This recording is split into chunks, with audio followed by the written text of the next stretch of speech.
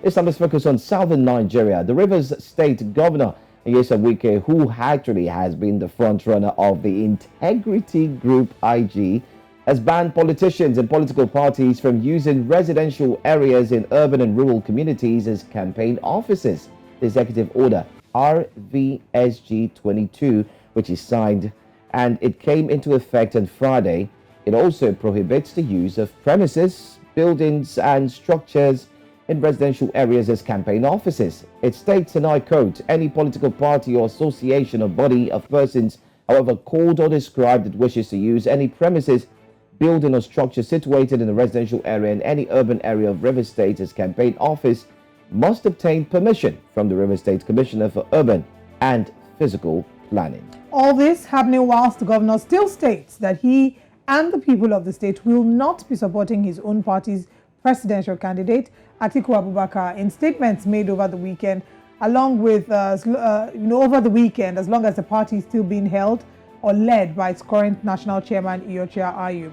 Now, there have been several reactions with this new announcement. Some people saying, is he inadvertently saying that he's supporting the Labour Party? Recall that last week, Peter Obi did go to River State on an invitation, and part of what the governor had said to Peter Obi was that anytime he wanted to, campaign or whatever, that he should let him know and he would support him. Those were some of the statements that were allegedly made by the governor. But the issue is, some people are starting to think, is he in a way subtly supporting Peter Obi against his own party?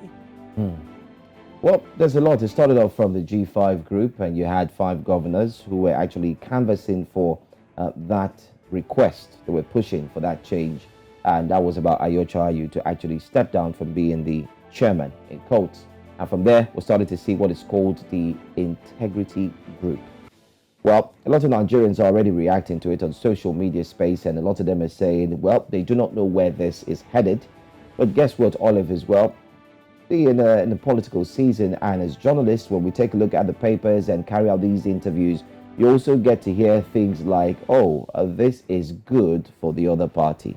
So while it's affecting this party, it seems good for the other party. And your points are indeed valid. Many have raised the same point, that if you did have LP, Labour Party presidential candidate by the name Peter Obi, who made his journey to pay River State Governor Nyesom Wike a visit, and then statements were made such as, don't worry, you have our support.